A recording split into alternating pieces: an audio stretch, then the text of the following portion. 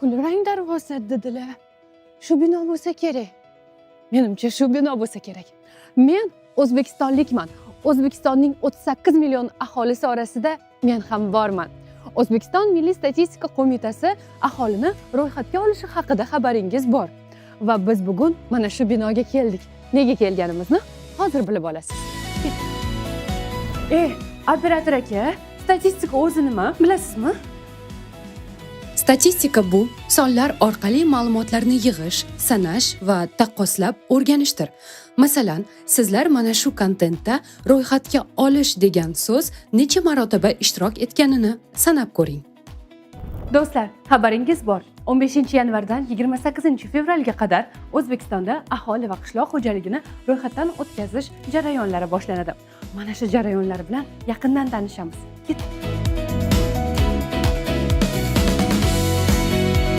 Aholi va qishloq xo'jaligini ro'yxatga olishdan asosiy maqsad nimada o'zi? Keling, hozir ro'yxatga olish boshqarma boshlig'i Jahongir akaga ushbu savol bilan yuzlanamiz. Assalomu alaykum Jahongir. Mumkinmi?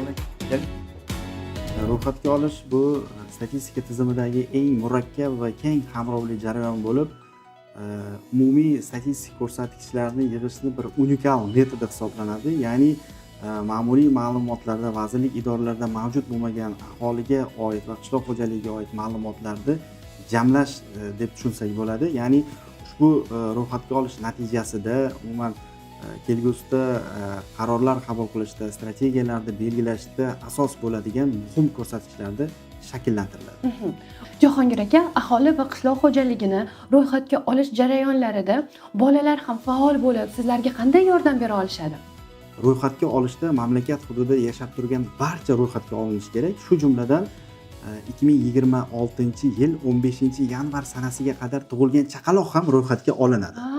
Ya'ni yoshidan qat'iy nazar, jinsidan qat'iy nazar, millatidan qat'iy nazar barcha ro'yxatga olinishi kerak. Shu jumladan bolalar ham ro'yxatga olinadi. Albatta, bolalarga oid ma'lumotlarni ularning ota-onasi, yaqin qarindoshlari, voyaga yetgan shaxs tomonidan ma'lumotlari to'ldirib olinadi anketalar asosida. Ro'yxatga olishda ikki xil usulda tashkil etilyapti. Ya'ni dastlab 2026-yil 15-yanvardan boshlab o'zlari haqidagi ma'lumotlarni onlayn taqdim etish imkoniyati yaratilyapti keng aholiga va 15-yanvardan 31-yanvargacha internet orqali ro'yxatga olish ishlari yakunlangach, 4-fevraldan boshlab turib mahalla yettiligi ishtirokida uyma-uy yurib, onlayn internetdan ro'yxatdan o'tmagan uy xo'jaliklarida tegishli savolnomalar asosida ma'lumotlar jamlanadi. Katta rahmat. Aholi va qishloq xo'jaligini ro'yxatga olish yuzasidan bu yerda markaziy shtab va aynan mana shu shtabni muvofiqlashtirish bo'limlari faoliyat yuritmoqda. Aholi va qishloq xo'jaligini ro'yxatga olishda markaziy shtablar nima uchun kerak? Ular bir manzilda turib, butun respublika bo'yicha jarayonlarni nazorat qilishadi, kuzatishadi va boshqarishadi. Hozir bu yerda shtab a'zolariga amaliy o'quv darslari olib borilyapti. Sekingina kuzatamiz. Keling.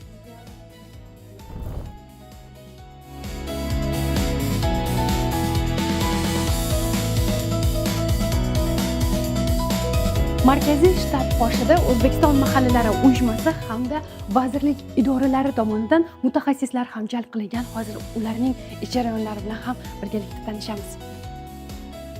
Mutaxassislarning vazifasi o'z tizimlari doirasida ro'yxatga olish jarayonlarini tashkillashtirishga ko'maklashish va viloyat tuman shtablari bilan bevosita ishlashdan iborat. Bu yer media markaz. Ro'yxatga olish targ'ibot ishlarining materiallari aynan mana shu yerda tayyorlanadi.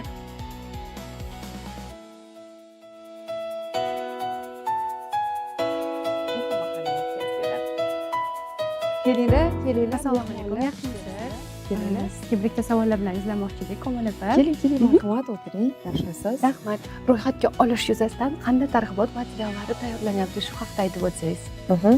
Ijtimoiy, iqtisodiy, siyosiy mavzudagi kontentlar tayyorlanyapti. Barcha kontentlarimiz dastlab shu yerda ishlab chiqiladi. Biz shu kunga qadar 100 dan ortiq kontentlarni davlat va nodavlat ommaviy axborot vositalarida, televideniyada, internetda, radio, gazetalarda hamda ijtimoiy tarmoqlarda ommaga taqdim etdik. Komil opa, biz ham sizni jamoangizga qo'shildik va targ'ibot ishlarida albatta sizlarga yordam beramiz va sizlarga kuch-quvvat tilaymiz. Sog' bo'linglar. Salomat bo'ling. Rahmat. Aziz o'quvchilar, ro'yxatga olish jarayonlarida faol ishtirok eting. Bu haqda ota-onangizga ham albatta ma'lumot bering. Bu jarayonlar siz uchun, biz uchun juda ham muhim.